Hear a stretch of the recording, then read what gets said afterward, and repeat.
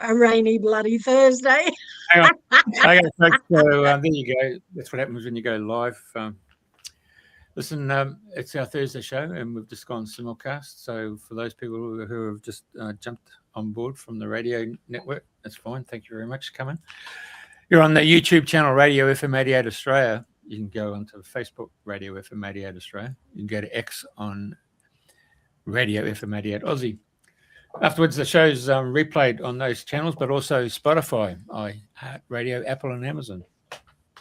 Anyway, without further ado, from a wet and cold Brisbane, it's hug boot country, it's jumper country, unbelievable. Not used to this, but I'm heading it back to the UK, and of course they're coming into their summer season. So, welcome to Priti. Hello, and good morning. I think it's hilarious because what you're describing as the weather in Australia is the weather here in England. And the temperature's not hugely high either. Plenty of rain to go about and keep everything lush and green. So I understand we have Robyn. Hello, Robyn. Hello, how are you? I'm wonderful. Very good. How are you? Very good indeed. Thank you. Excellent. All the better for seeing you, my dear, as the wolf said to the... What was her name? I've forgotten her name in the fairy story. Little Red Riding Hood, that's what it was. Okay, so tell us a little bit about how you came to get into the world of homeopathy and Australian bush flower remedies from a once upon a time corporate life. Yeah, it's quite a while back now. It was about 1997. I was a computer operator, and I was looking after the computer centre, and they sort of offered me a large 100,000s to resign, and I took it, but I had to sign a form to say I wouldn't work in computers for 2 years. So in that 2 years, I was looking for what I want to do without working on computers, and I started working in health and healing, and it just was lovely. I just loved it. So I started doing massage and, and I sort of fell into homeopathy. In Canberra, there was a homeopathic store in Kingston that taught homeopathy, and I couldn't get there quick enough, and I was there every week learning homeopathy. And then my son became a bit of an addict. He got hooked into that heroin thing when he was about 20, and I was offered to go. If I went to New York, he'd train me free in this home detox that he was teaching professors at the Lincoln Hospital in New York. So I said yes. So I went, and I trained for about 6 weeks learning home detox, which was acupuncture for the ears, and how to get people off heroin. Not heroin, that was over there, it was all cocaine. So they're all lined up. And I turned up one morning, and this line was right down the road, round the corner, and I started getting abused for jumping the queue. And they said, oh, no, she's the pin lady. So I got in and I pinned everybody up. It was until you get there early in the morning, you don't realise how many people come to get their ears pinned. And it was just a fabulous alternative. And I even did children there. There were people who'd come with their kids, and you wouldn't pin their ears, you'd put this little magnetic bead on the Shenmen point. And one morning they were so noisy, I said, draw me a circle, square and a triangle. And then I came back 5 minutes later and I said, you've got to put a bead on their ears so they could sit down and be quiet. And they were so quiet. I came back and I said, draw me another circle, square, triangle. And those circle, square, triangles were completely different. So the beads made a huge difference. So when I came back to Australia, I went to a detox centre and told them what I'd learnt, and asked could I practice there, because I had to do 100 cases as part of my qualifications and things. and they were happy. But when my time finished and I said, I've done my 100 now, they said, no, we don't want you to go. And they decided they'd pay me to stay. So I stayed about 6 years. But everything I did, I was doing to try and get my son off heroin, which I was working on his friends and people at the Detox, but I never worked on him. He wouldn't. Anyway, he was about 10 years clean before he died. But he did try, but he went on methadone, and methadone, he had an accident on methadone. He used it and he shouldn't have, and it killed him. So it didn't work for him. But no, I did it. My first lot of homeopathy and working with homeopathy was all with drug addicts, getting them off drugs and using this to get them off heroin. And then when I went to New York and learnt Home Detox, it was just wonderful. It was sort of 5 acupuncture points on the ears. So when I was doing it 6 years later, I added meditation and I'd give them homeopathy as well. So they all got through their 5 days to detox. And once, of course, you do a 5-day detox, you can go to the big 3-month rehab. But it was just getting through that 5 days that were homeopathy, nux vomica. They wouldn't come in after a while unless they could get nux vomica and treatment. But yeah, so adding the meditation to the 5 beads in the ears made a huge difference too. So yeah, it was huge. And that was the start of me doing healing. And then eventually I left Canberra and came to Queensland and worked with my mum. And then I decided, well, I need to be qualified. So I went to university and did a biomedical detox. And then I went back and did another 4 years at homeopathy. So, yeah, so I put a lot of study into it. Yeah, but it was trying to get my son off heroin that got me started, and working with all his friends. And I'd have friends just come up from everywhere wanting to detox treatment. So yeah, I detoxed a lot of his friends. It works. Okay. And it sounds like you did have some success with your son, because you said he was clean for, was it 9 years before he died? Yes, he was clean off and on. Most of that last 9 years he was clean, so that was good. Yeah, I had to stay down there though. He had a blood disease in the end, and it was sort of very taxing, and eventually took him. Yeah, but yes, it worked for him. It took him. I'd put the acupuncture pins in, and he'd sit there and just relax. It was something that he could really relax when you put the pins in. So it's just wonderful. And I used a lot of homeopathy on him. You used a lot of homeopathy. I used a lot of homeopathy for him. Yes, used a lot of treatment. Yeah. And you communicate with animals too? I do. I've had a lot of success with animals. I had my sister-in-law's dog. She couldn't afford to pay to get it down. They wanted a couple of $100, and I said, "Oh, I'll give him some arsenicum, that'll knock him out, and just bury him in the backyard." And she said, "Oh, that was wonderful." So I gave him arsenicum, and the next day was a new little puppy. It was bright as anything. He'd just overcome everything. So whatever was wrong with him was obviously a poisoning, because arsenicum's a pretty strong poisoning drug. So yeah, I had a couple of successes with animals. So yeah, he lived another 2 years after being told she was told he had to be put down. He was dying, but he obviously had been poisoned. So yeah, homeopathy works for animals too. And I have a friend who has a cat. I do a lot of work with her cat, and she's now happy with her cat. So yes, I've worked with it. Homeopathy works well for animals too. Yeah, the cat and the dog. Is it? And tell me, how did the homeopathy lead you into the Australian bush flower remedies? They're one of my favourites, to be fair. Yes. Well, when I was working in the detox centre, I mean, people had come in, and because you had clients and you didn't know what drugs they were coming off, what they had taken, what they didn't, I used to give them the Australian bush flower cards, and they're 90%. And you'd give them their cards, and you'd say, "Please shuffle the cards and just ask the cards to tell you what your body needs. And they'd sort of think, oh, she's a bit stupid. But anyway, those cards were always 90% accurate. I'd say 99. They were just so brilliant, so accurate. And they would pick up what was wrong with them and why they needed cards, and they'd be back the next day, sitting there before I got to work, waiting for their cards again. And I'd say choose 3. Right. So, yes, sometimes they'd have 3 a day.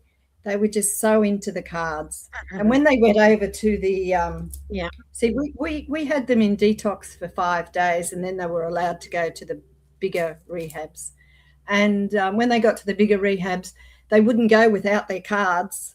And if they couldn't take their cards, they weren't going. And the other place would say, no, she's got alcohol in them. And then so I had to get to a stage where I made bushflower cards with no alcohol. And I think I rang the bushflower centre up, and they told me to use I think it was glucose or something. So, yeah. And now if I don't use alcohol, I use colloidal silver in some. So, yeah, there are some people who you cannot put alcohol in, and they work just as well without the alcohol. They just can't. They don't last as long. But yeah, no, I had to remake them all because they wouldn't go and they wouldn't leave. They wouldn't leave the premises, and they wouldn't go in until they had their remedies to take with them. So they were very attached to their remedies. And you know, you'd get clients and you don't know why they're drug addicts or why they were using or what they needed, and it was always spot on.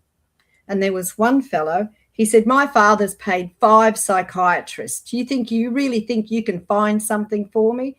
I said, I don't know. Let's try. Yeah. So we pulled out 3 cards, and I said, it basically says you're using because you're bored. And he said, well, yeah, I am. I said, well, there you go. So they're pretty right, aren't they? And he said, yes. They were always right. Yeah. And those cards got them through from Monday to Friday. Yes. You'd have to swear by them. Yes, I can remember. I can remember in the past, I studied a lot of Bach flower remedies, but when it actually came to using something, it was Australian bush, much far more intuitive. And I remember one time looking at Black-Eyed Susan. Whoa! And that I had quite a reaction to that, and we went with there. Did you ever meet Ian Wright? I did on a course once. Yes, he was lovely, long hair and a bit of a chauvinist type man, but he was lovely. Yeah, I did meet him once. Yeah, and he was quite impressed. I met him.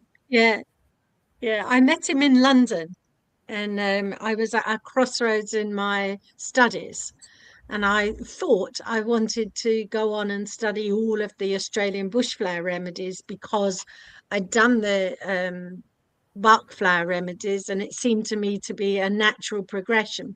And we went out into a big field outside the college, and we formed a huge big circle, and everyone was to introduce themselves. And I was standing right next to him, and I thought, oh my God, I'm going to have to say something immediately. But he went in the other direction, and I was the last, and everyone was introducing themselves. And in that morning, I realised I actually didn't want to study the Australian bushflower remedies, and he just brought out the white light essences of all the different chakras. Yes. And I went, that's why I'm here. I'm only here to meet you so that I can say hello and goodbye, because I'm not going to do the Australian bushflower remedies. They hold a great. Yes, you're so drawn to them. You're either drawn to these or drawn to the bushflower. I found I had to choose between them, and I came to the bushflowers. But it's very strong, that drawing. You just go to where you're drawn, and it just pulls you. I know what you mean. Yes. Yeah. So I then went on and I did all the white light essences, and they have music with them as well. And it was just a beautiful combination. But you're right. I thought I was drawn to Australian bushflower remedies, and of course I've used them quite a bit myself. But when it came to the punchline, who went off Yeah. to the white light essences and used them for quite some time afterwards. Yes, they're Yeah. powerful. All these essences are very powerful. I find them all. I Yeah. haven't got into the white lights. I just stay with the bush flower, and then I've got my Yeah. homeopathy too. So yeah, but I Well, just they're find, quite exquisite. Mm. yes, I do the bush flower when the church, the Bethania, where do I live? Bethania Church. We have a church thing the last Sunday of the month. We do a healing day, and people come for healing. And I find I do the bush flower cards because they're quick and easy, and you can just you're never wrong, and you can pick 3 cards, and it's always the right cards for someone. Whereas, you know, if you're trying to do a healing, you've only got 5-10 minutes, and you want to do something accurate, you put your hands on their shoulders, and then I give them the cards to shuffle and ask them to choose 3 cards that their body needs for healing today. And I just stand there with my hands on the shoulders, and I get all these messages coming through my head telling me, oh, they've got digestive issues, they've got this, they've got that, that'll be right for them, that'll be right for them. And I get them to choose 3 cards, and sure enough, they're the cards they choose. And pretty much always spot on for what they need. And, you know, you might only have somebody there for 5-10 minutes, and they've got the perfect remedy. That's always perfect. I'm never wrong. And then you can show them what they've got, and you can read the back. And does that sound like that'd be right for you? And, oh, yes, that's perfect. Thank you. And off they go. So I'm happy with them. I mean, in my clinic, yes, I'll prescribe homeopathic remedies and things like that, but I use the bush flowers probably just as much. Yeah, but I mean, especially if you're not sure what to prescribe for someone, you'll always get something pretty accurate with the bush flower. But no, I'm happy with them. Excellent. What do you do? And what tell do me, do you still prescribe? I was doing this for personal studies. No, I don't. I'm not a practitioner. I was doing it out of personal interest and heal thyself, isn't it? Healer, heal thyself. Yeah, and did you get I'm some not there good yet. remedies? I'm still working on it. Oh, okay. Pardon? Did you get some good remedies? Yeah. I prescribed some. Yeah, over the years. Yeah. I did 3 for Jeff. He said he used them in 3 days, and I'm thinking, oh, that was very fast. But still, I usually tell people to take them for 7. But he took them in. He got through them all in 3. Yeah. I mean, these days I wouldn't touch stuff with alcohol. So, with people without alcohol.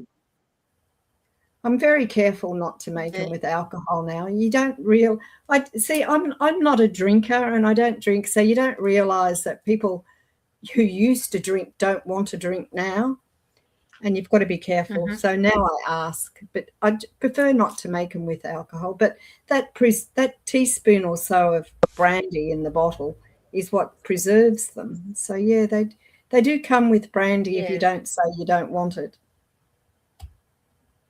But I'm trying to be very. And you prepare them yourself?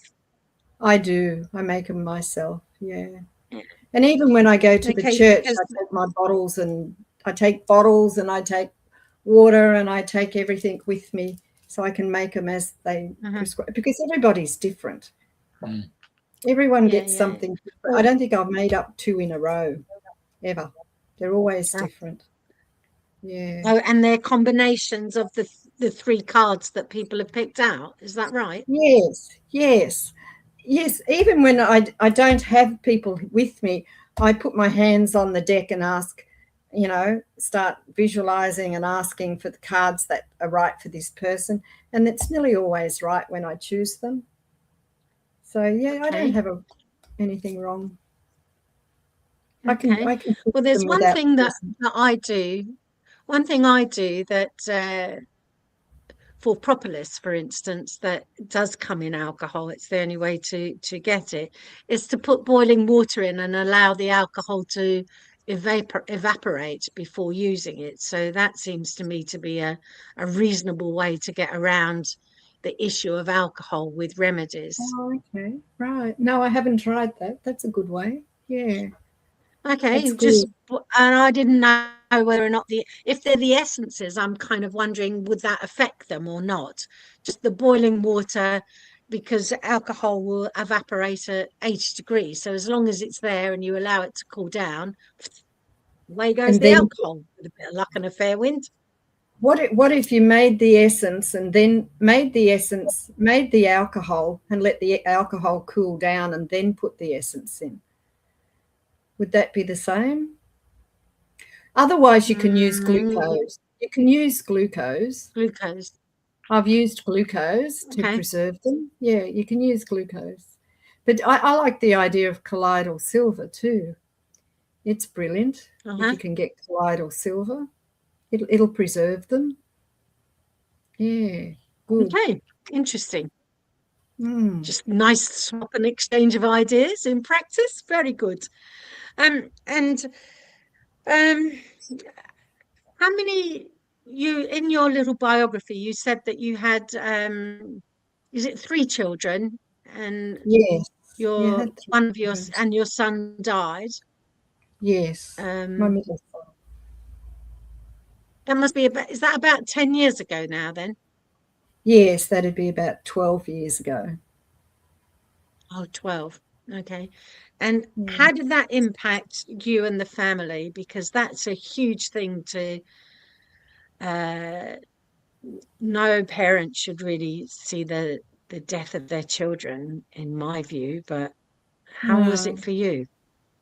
Well, my older son they were both in their 20s, I guess, by the time Paul died. So they were old enough to sort of cope.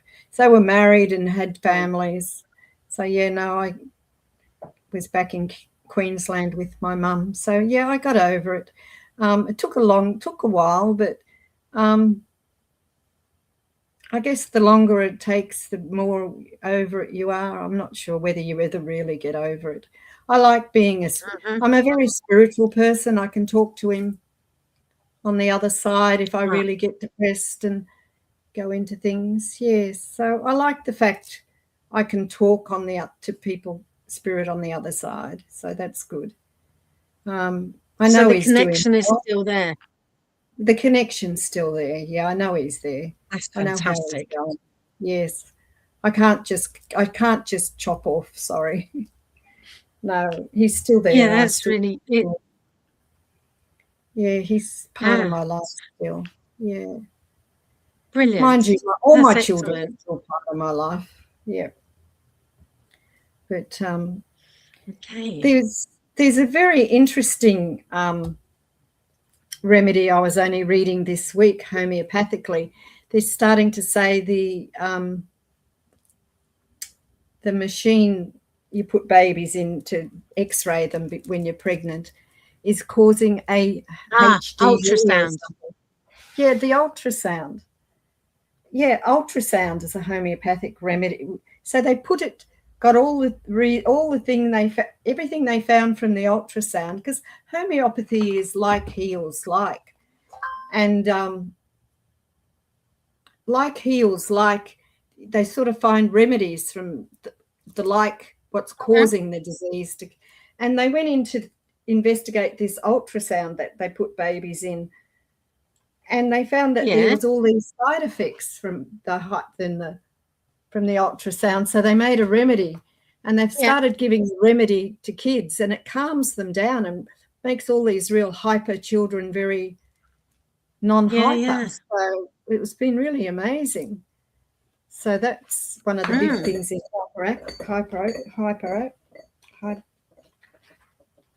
homeopathic remedies lately.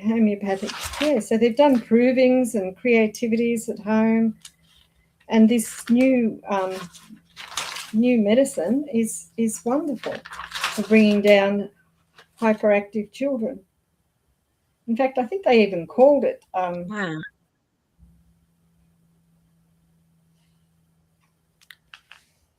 I'll find it. Yes, but yeah, so there's some new things coming out in homeopathy. But homeopathy is wonderful in India and Germany and all, but it's not good in Australia. So they pretend it doesn't exist anymore. But it's still here. It's not easy. Yeah.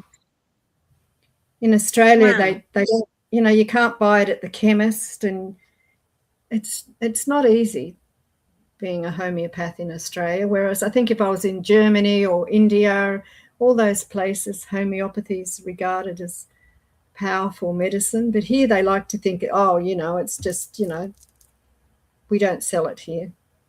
So it's when I started, it was in the chemist shops. You could buy it everywhere. And now, bit by bit, it's less and less. You can't even go to the chemists now. Sometimes you could see a cream with arnica in it, but most of the time it's very difficult to find homeopathy in Australia, which is probably why the bush. How do you source your remedies? I make my own and I sell them to my clients when they come. Yeah. As a client comes to see me, somebody rang today to say, the cleaning lady's had a shock. Can you make her a remedy? I thought, okay. So I make her a remedy and they come and get the remedy. But, people ring up all the time for remedies. Yeah, so I make them. I make all my own. Yeah, but you can't go to the shop and just buy something. No, that's right. No, it's not good. Really? But in England, I'm quite surprised by that. Yes. Yeah. I buy a lot of remedies. We have a number of... You have enough? Yeah. Yeah, no, yeah, we have a number of what they call homeopathic pharmacies, for want of a better description. Helios is a very big one in Neal's Yard in London and Tunbridge Wells. Yes. And you can get your homeopathic remedies in water, distilled water there. They'll make them up. They don't have a huge shelf life, but then if you're using it immediately, it's not a problem. And I'd have thought they could distribute worldwide, but I'm not sure. Yes, they do. I buy a lot from England, yes. I buy a lot of remedies from England, but you can't just go to the chemist here and buy them in Australia.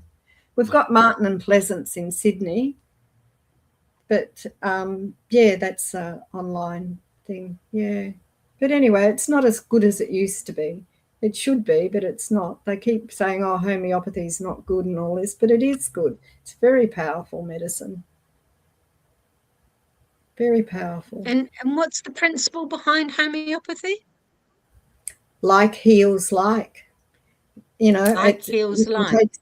Like heals like. You can take something from the disease and make a remedy. If you really wanted to, you can take something from plants and make a remedy. It's like heals like. Remember in the old days, in Egyptian days and things, they say, that flower's to heal skulls because it looks like a skull, or that looks like an eye, so it's just for healing eyes and things like this. And then they'd go and try it and you'd say, yes, it does work. Yeah, so you got to, we're back. Yeah, it's a bit like that. But anyway, we get there. Homeopathy is a very powerful medicine and it works, and it's everything I've prescribed it for has healed and healed very fast. And I still have people who knock on the door and come for a treatment, and you make up a remedy for them. And if you don't know what to make for them, you make them bush flower remedies. They get whatever they need.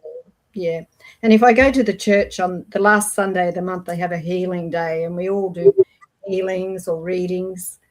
And I do the bush flowers there because it's quick and easy. But there's always people tapping me on the shoulder saying, can I have this? Can you make me this? Can you make me that? And the new one out is one for the killing all the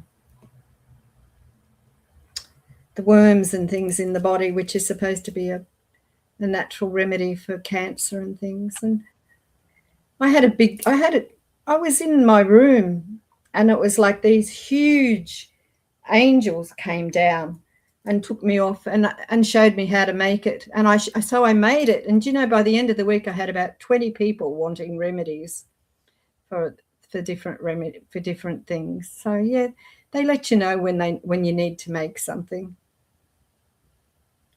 Yeah, they're the cards. Yes. Have you made so this new one for the carry on? No, I was going to say that I was talking about something else. No, they're all the beautiful flower cards, yes. And see, there's a little writing down the bottom. That's what they're for. So you can always pick a card and know what it's for. Bit blurry. Sorry about that. Yeah. The one over to the left is pretty ugly. Grey spider flower. Oh yeah, but it looks like the tentacles of the Hydra in the Greek mythology. I think that's one when you're going through a change and you're sort of willowing off all that debris you don't need anymore, and underneath is a new plant. That's a good one, actually. It's going through change. Going through change, yes. See if I can pick one for you. Okay, go for it. Let's see where we're at. Personal power, taking responsibility. So you got one for responsibility.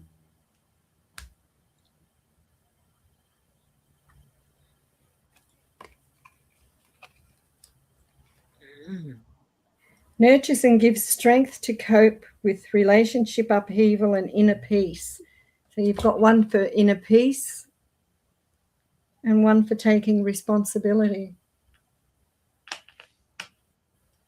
Interesting. And this one is lovely. Grounded, focused attention to detail. So I got 3 for you. Wow, that's pretty cool. And what are the names of the flowers? Sundew, Red Suva Frangipani, and Southern Cross. Oh, the Southern Cross. Okay, You great. like so one responsibility. Yeah. One for inner peace and one for attention to detail. Yes, they're your cards. Wow, interesting. Very interesting. One of the issues I've had most of my life is too much responsibility. Right.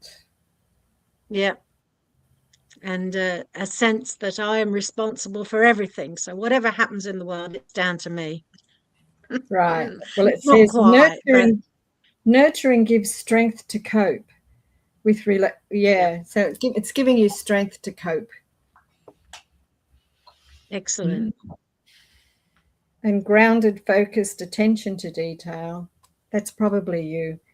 Personal power, taking responsibility. So there you go. That's worth a try. It's very, very good. Interestingly, just before we started this conversation, I was in connection with somebody who's helping me to really pay attention and take my time to do something, not just to get the aim to launch something for the summer solstice or winter solstice for you on the 21st of June, but we've now fixed a meeting for the 23rd of June to really go and pay absolute attention to detail. Oh, so good. I'm quite pleased about cards that. Are just perfect for you. Those cards are perfect for you. So have you got the flower essences at home? Oh, you can buy them anyway. No, I can get them anywhere, really. Yeah, super good. And I like the idea of, he did a lot of space clearing as well. The sprays for those. I don't know if you've come across them. Space clearing. Yeah, I have seen them. I have made some. Yeah, they're good. Space clearing is good. You just need to spray it on your pillow at night before you go to bed. That's good. Well, there you go. Oh, that's a good idea. Yeah. Not a problem. And what do you do to relax? Because you're doing all of the homeopathy and the bush flower remedies, you're going to the church regularly and helping other people. How do you help yourself, nurture yourself? I go to my meditation groups. I have a meditation group I go to on Tuesday nights and usually go out Friday. Yeah. Saturday I play cards. Today I played cards. So cards, I play cards, play canasta. Canasta? Yeah, canasta. So there's 6 of us. Yeah, so you got to go. You have to go because, they can't play if you're one short, so you have to go. So it makes you go. Yeah, you feel committed. I have to go. I love my canasta. Where do they play canasta? It's been a long time. No, we used to play. So we used to have 6 aside. Oh, sorry, 6 players. Yeah, 6 players, 3 on a team. Yeah.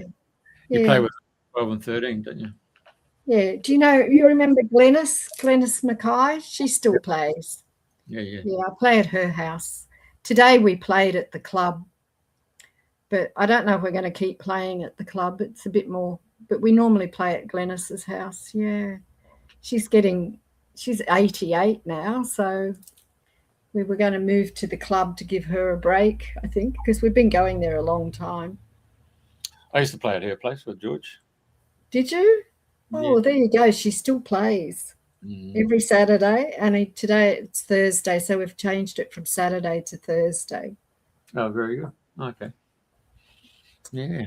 Oh, it's a serious card game then. Oh, for sure. For sure. Yeah, it's good. Playing for Sheep Station. Yeah. Bragging rights. Yeah.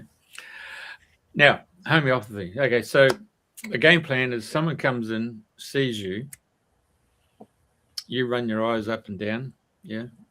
Have a quick chat.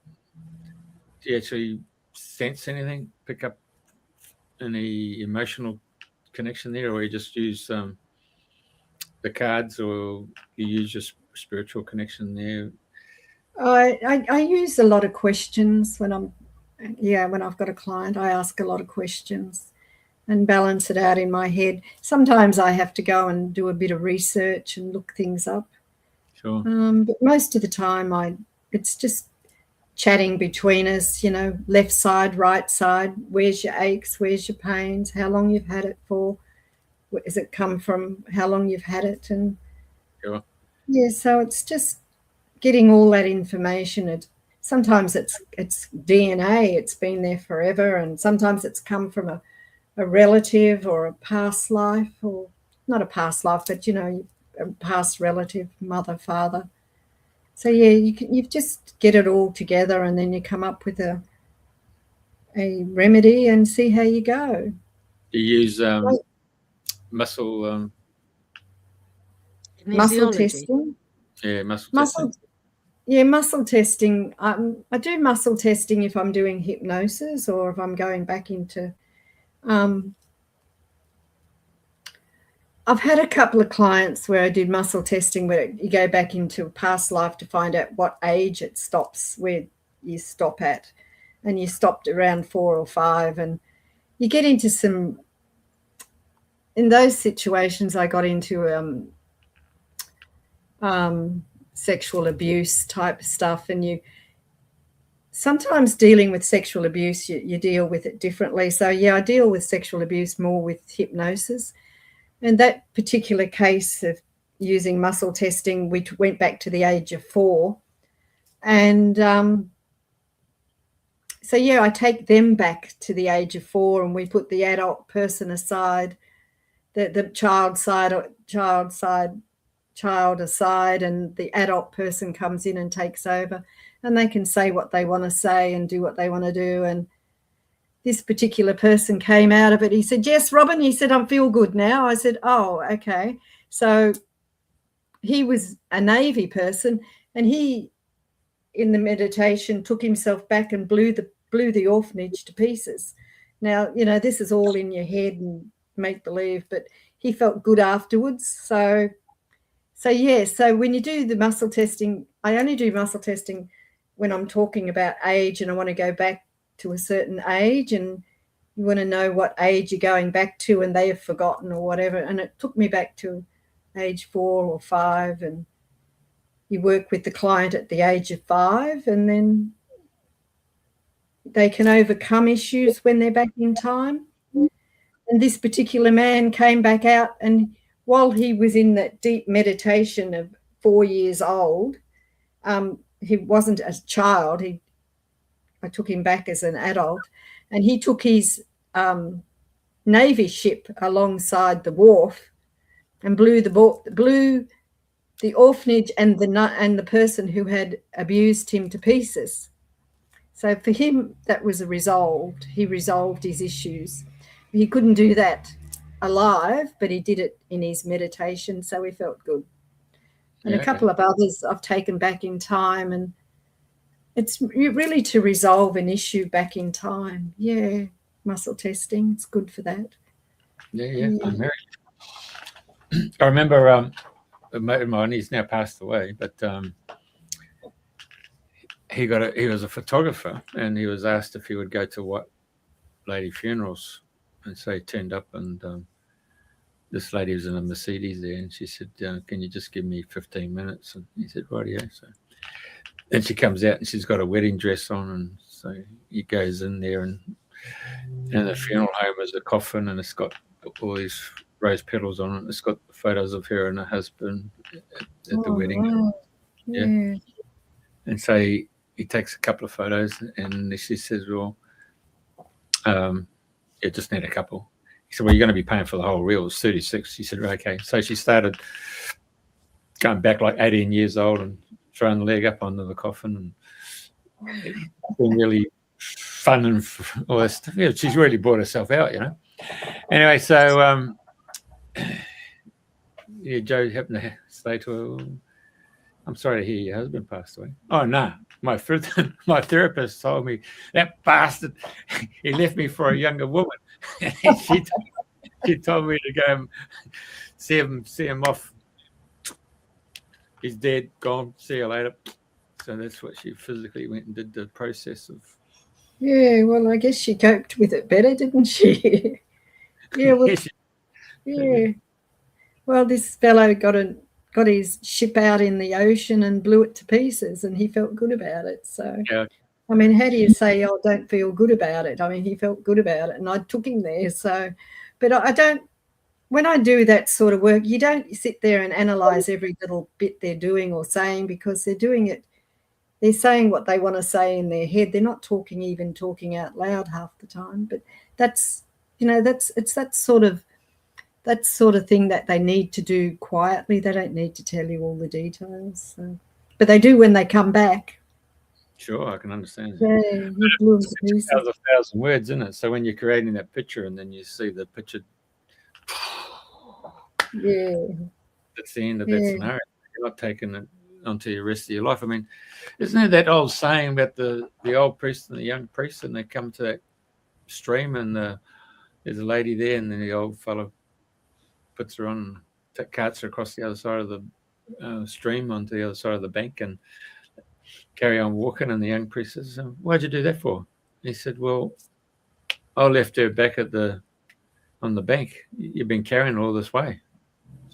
It's all about holding your thoughts, isn't it? Yeah. Yeah. Are you a great believer that sometimes your thoughts actually manifest into a physical organ? Like, say, for example, I didn't see that coming, so you'd be looking at the eyes, or I fed up to the back teeth, or I didn't, like getting on my nerves. Can't stomach that. Got a shoulder just beside me. So, yeah. I've had some people who need surgery and won't have surgery, and the natural medicine's not enough, but they won't go back. That sometimes pisses me off. I think if you want to use natural medicine and your private medicine. Use them both together. Try. Yeah, so not actually piss me off, but it's like, I can say use both. If it's not strong enough, go back to what you had, and then you can halve it and use a bit of this and a bit of that. So the last thing everybody's been talking about ayahuasca and all that stuff, and other plant medicine type. Yes, toad or cactus. What's the other Indian stuff? Starts with P. Anyway, so have you come across a lot of that in your work where people have had... They do, but I just don't go into. I don't get into it. I don't even like pot. Yeah. I don't like pot even. I don't get into pot either. So, I mean, I know pot's supposed to be wonderful and everything, but see, I come from addiction area where you've seen them so crashed they wouldn't even get out of bed to go to the toilet. You know, pots made them like that. So I've only seen the bad side of all this pot stuff they keep saying is wonderful. So I don't even get in. I don't get into pot. No, I just stick to what the remedies I know, and I treat them with small doses and then I up the dose and things like that. I don't even do big high doses. But homeopathy doesn't. You don't need pot and cocaine and all those things. You can get it from other remedies. So I stick to I stick to non-addictive type things. I don't like addiction. You sure? So I don't prescribe something I know is going to be addictive. And if they are addictive, I sort of get them off, wean them off bit by bit. And then there's a lot of really good programs you can follow homeopathically. There's a fellow in England, I'm trying to think of his name. He's put a book together on how to do it in stages, different remedies and dopamine and things like this, wean them off, and you use dopamine to take them off and things like this. So there's a lot out there now that never used to be. So I stick with what I know. And if I have to do a bit of research, I'll look up what I need to prescribe. I don't prescribe addiction, no. And I don't prescribe pot either. I know people think it's wonderful, but I've seen really bad cases and I think it's not as wonderful as they think. Maybe I'm wrong, maybe they're wrong, but I don't want to get into prescribing pot because to me, when I was working in Detox, the guy who was in bed who wouldn't get out of bed to go to the toilet or he'd get up in the morning and pissed his bed was the pot guy because they just don't want to do anything. It just, when they're really, really bad, they don't want to do anything. They don't want to go anywhere. They don't want to get out of bed. They just don't want to go to work anymore. It just changes. It changes the brain. So I don't get into pot. I don't want to deal with it. So my remedies will make you well, and the emotional remedies are the bush flower remedies. They're the most brilliant bush emotional type remedies you can find, and it'll also heal bones and things like that. So homeopathy's got brilliant remedies for healing bones and aches and pains and backaches and whatever's wrong with you. You don't need to go into. I know everybody says it's wonderful and that's great. They could go work it all out and figure it all out, but I don't want to know it. So I'm not there. You know how the medical world has MRIs and X-rays and stuff like that. If you go back into Kirlian photography, I remember when it first came out, it was black and white, and there was a guy at Stones Corner had the first machine that I'm familiar with in Brisbane, and you would go there and just put your hand in or just do the handprint. Obviously, it's all a long way since then, and it's probably in colour. Have you ever thought of having the Kirlian machine there where a person steps up and you take the photo of their physical body or their eyes or the face or something, or their hands, and then when they have done your prescription on their stuff, they come back and you just keep a little photo image each time with Kirlian to see how their auric field has changed somewhat? Because obviously the homeopathic is really after physical and the emotional bodies, isn't it? Well, you can usually see that. You can usually see when you're looking at somebody if they're well. You can see those sort of changes when you look. But no, I haven't got a Kirlian photography, no. But if somebody wants to give me one, I'm happy to use it. But sure, 100%. No, I haven't got one. So there's lots I'd love to have, but I just don't have. But no, I just use remedies. Someone told me the other day that their baby was born early and they needed their baby had brain damage, and they put their baby on homeopathy for 4 months and there's no brain damage. So they I've seen And I thought that was wonderful. Thank you for telling me that. So, you know, you can use homeopathy for everything and anything. I just don't know why you wouldn't bother. But there's people who just don't bother, and it's just, I don't know. I've just seen too much success. And, do you know, when I was in Detox, I had a group of 6 bikies come in. Their boss had told them they all had to come in. One of the bikies died from an overdose, and he told them all they had to cut their doses back and whatever. So they came in to do a 5-day detox, and they were just laying there when I pinned their ears for them, and I put some beads on their ears, and I did a meditation, and the boss walked in, and I've got the lounge room covered in these bikies, just laying flat out, deep into relaxation. You know, it worked for them. Acupuncture, meditation, and homeopathy, that's all they needed. And they were just absolutely astounded. We had to shake them awake and say, time for bed, time to get up and go to bed. We're absolutely astounded. So if you said that, you know, you got stoned by beads in your ears and acupuncture and meditation, you know. I could just see them down the pub talking about it. Yeah, I had to really shake them awake and say, time for bed, guys, time for bed. Yeah, get them up and go to bed. Yeah. So, yeah, I just stick with the right stuff. And homeopathy, you know, it's an emotional balance. It's you can use it for sleep. It's attention to details. It clears blocks and base chakras. Its ability to cope. It's just a natural homeopathic remedy. So you can use it for everything and anything. It'll work for you. It'll take your pain away. It'll take your migraine away. It's just, why would you go for something else? Yeah. You know, it's non-addictive. It's harmless. It works.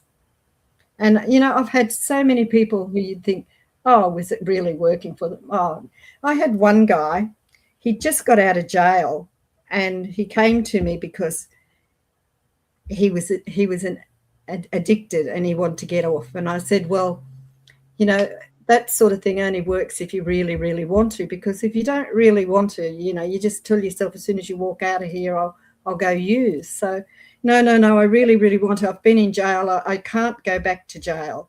So anyway, I was told I wasn't allowed to let him in my house. So I said, okay. So we sat outside under a tree, and I said, I'll do the hypnosis for quit smoking, only I'll change it so it's a hypnosis to quit the drugs he was on. And he said, fine, I'm fine with that. And I said, if you've been in jail, how can you be so addicted? He said, I could get the drugs, I just couldn't get a needle. And he showed me all these ugly scars up his arm. He'd used a biro as a needle. Oh, it was horrible. Oh, shit. Stuff. He said, since I've only been out a couple of weeks, and he said, they're giving me free drugs. I said, oh, well, that's nice. They just want you to get addicted to them. He said, yes, and I can't. I don't want to be addicted to them because I'll be doing crime and I'll be back in jail. I said, all right, well, if that's what you want, we'll do it. So I did a hypnosis. I took him really, really deep and said, you don't need it. You don't want it. You're healed. You don't need to use anymore. And I'd converted this quit smoking hypnosis, which is about an hour long. It was so involved. And I took him through that. And I did some acupuncture on his ears, and I put the little bead. I said, now, if you get anxious or anything, just press this little bead. And it was on the Shenmen point for relaxation.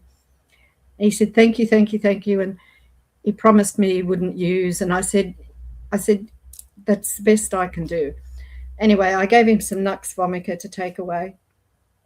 And I heard about 2 weeks later, somebody said, oh, he got a job. He moved. He's got a job. He doesn't want anything to do with any of us anymore. He won't have anything to. I said, oh, never mind. You don't need him. No, he was such a bad character. He'd been to jail and he'd stabbed people and all this. And I said, well, he's okay now. He's not near any of you, is he? No, he won't come in. Won't have anything to do with any of us. I said, well, that's good. So he moved away from them all, got a job and stopped using and got his life sorted out. So that was, yes, that was brilliant. Yeah. But sometimes you use a combination of hypnosis and acupuncture and homeopathy, and you just use whatever you can use, whatever's available, whatever you need to use when they come and see. Yeah, so it's good. I see in your program there that you're Reiki as well. Yeah, I do Reiki. Yeah, I did Reiki years ago. I still do it from time to time. Yeah. But it's all there. There's so many healing things out there now. There's I don't even know half of them, but there's so many out there. You just do what you're guided to do, and it works. Yeah, sure. I don't charge heaps. I mean, my consultation fee is $85, but sometimes for the first visit it's $120 because there's so much research I have to do to get the right remedy, and I might see them 2 or 3 times, and then the cost of their remedies and things might be a bit more. But you know, keeping the consultation fee down to $85. I mean, you know, I'm aimed at helping people, not overcharging. And I don't, you know, if you've got this, some people charge $200 and $300. I know I did a course for healing. It was when you intuition. It was an intuitive healing course, and I thought it was wonderful, and I got a lot out of it. And when I think one about the last day or something, they were saying, "Oh, well, I'm charging $500 for my treatment." And I'm thinking, far out, $500. And the other girl said, "Yes, I'm charging $300." And I thought, "Oh, okay." I mean, I don't do it publicly, but if I do it sort of part of my treatment, intuitive healing. You intuitively try to pick up what's wrong and what's going on. It's just, but you know, it's still all part of your 85. I can't put this $200 and $300 on things. You're just not there for the right reasons. But you want your clients to come back and get well. They're not going to come back 2 and 3 visits at $200 and $300. That's for sure.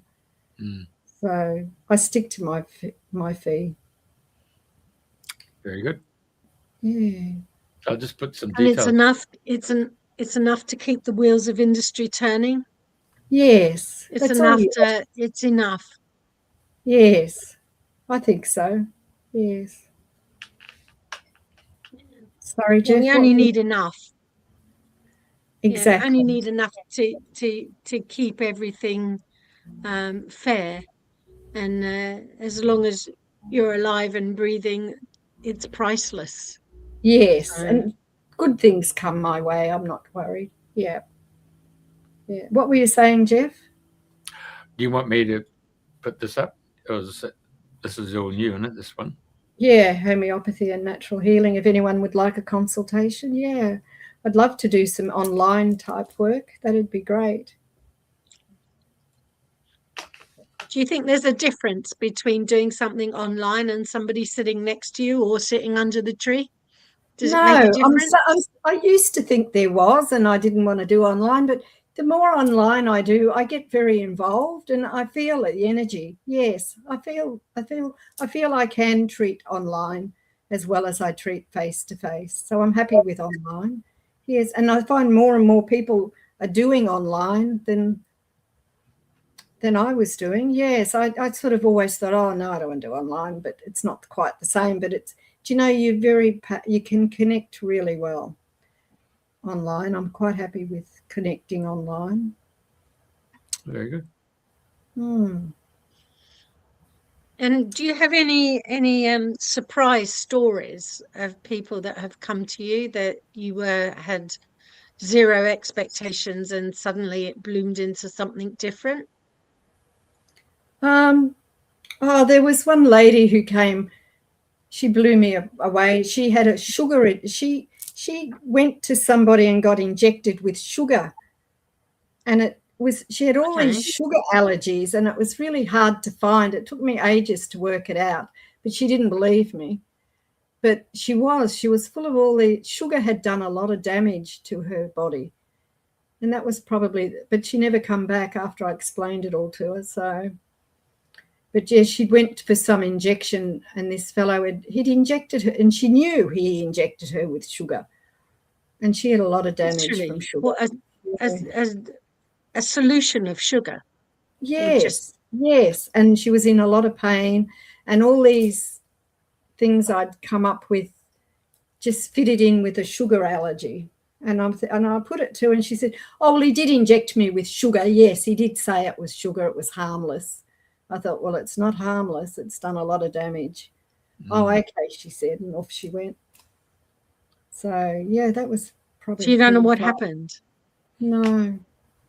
I rang a few times. The boyfriend said, oh, yeah, she's coming back. She's coming back. And I thought, oh, okay.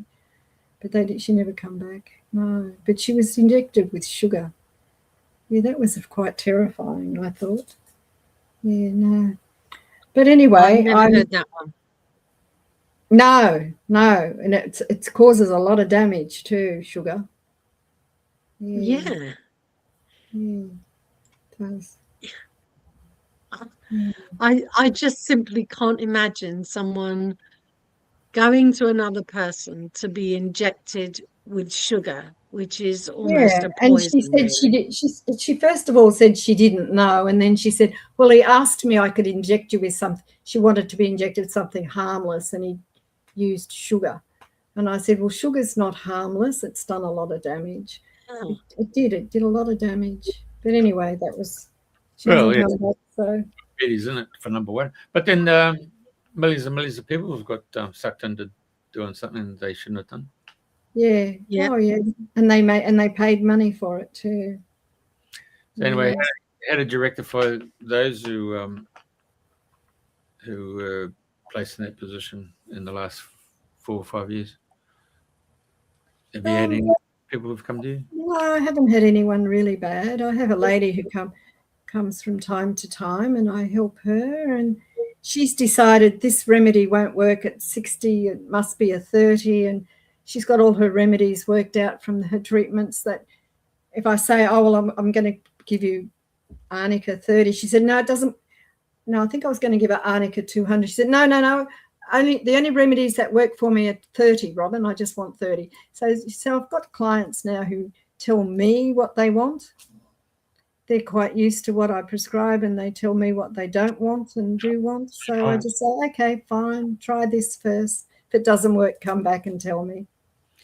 So we've seen a lot more people who have got their qualifications from Dr. Google, have we? Oh, well. Yeah, probably. Yes, I used to prescribe very low remedies too, and I like to raise them up a little bit as if they've been a couple of times, and it sort of put me back down. No, I don't want it that high. I just want the low one. Oh, try a little bit higher. No, I just want the low one. So, I have people. But the higher ones are far more subtle, aren't they? Then the higher it goes. Well, higher the number. Higher first aid, and then you go lower. Yeah, but 30 is your general. So a lot of people like just 30. So you sort of squabble sometimes between dose, but no. So when you say 30, you're talking about milligrams or milliliters? No, mils. 30 tablets. Yeah, your remedies go 6, 30, 200. And then 1,000, yeah. So you try and stay around the 6 and 30. But if it's a first aid and you want something fast, you go 200. I have another friend who's a homeopath, and he starts everything off with a 1M. It's like give them all a big dose first, and then feed them up, pile up the lower dose. So you find every homeopath's a little bit different. They've got their own way of prescribing. I try and keep mine low. But then I do go high every so often. So it just depends on the case. You can be different all the time. Yeah. People who've been injured and they've got broken bones, and so yeah. Well, there's a good remedy, bone knit. It's got another name, but it's called bone knit, and it knits the bones. And I've given that to a few people with broken bones, and their bones have knitted really fast. So yeah, you can use bone knit for broken bones. Oh right, because there's that plant, isn't it? They used in the Crimean War when they ran out of plaster of Paris, and then they God, what's the name of that plant? It's a big broad leaf. They used to create a poultice around bones and around your. God, I can't think of it now. I know the place down at Mudgeebar has it. Mudbrick Herb Farm has it. It's also a natural fertilizer too. Yeah. So. What's the starts with C? You girls carry on, and I'll just go and look. Not Cantharis or something. No. Hey? Cantharis or something. Oh, no. No. You're going to have to consult Dr. Google, Jeff. All right. Just to jog your memory on everything. Yeah. I was going to say I've written a book too. It's called Detox. Oh, yeah? I got it. Detox. Comfrey is a... Comfrey. Yeah. Comfrey's good. Comfrey. Yeah. Sorry. Probably the herbal comfrey is better than the homeopathic comfrey, although they're a bit different, I think. Yeah. Oh. I wouldn't prescribe comfrey for the bone. I'd go to bone knit. Yeah. Detox. I put here the 5 points on the ears that you use when you're detoxing. Yeah.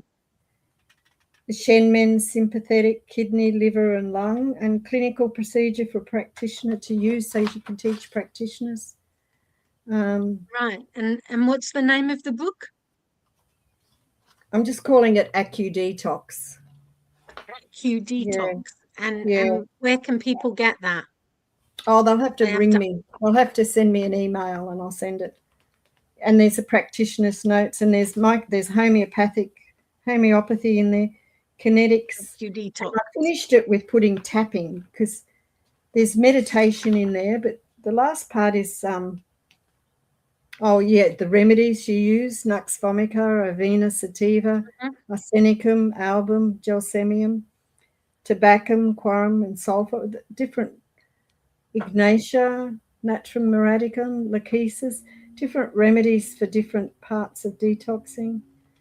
And I put another page in the bottom at the back because tapping, people tap around the eye and things like this and down here. And that actually helps. Yeah. That helps. It does. With detoxing. Yeah. So I've added that at the end, tapping. That's. So is that the EFT, is it? Yeah. Yes. I have a theory about that. Do you?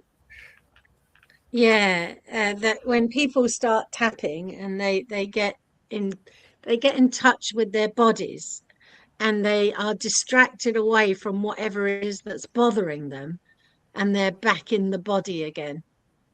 Oh, okay. So it calms the mind down. So it's my hypothesis. It's my idea of how I've seen people use EFT or emotional freedom tapping, to literally take them away from whatever it is they're focused on to bring the focus back into the body. Yes. And then when you're back in the body, you're back in a different dimension. Yeah. Brilliant. Well, that's just my idea. It works. It's perfect. Wonderful. Yeah.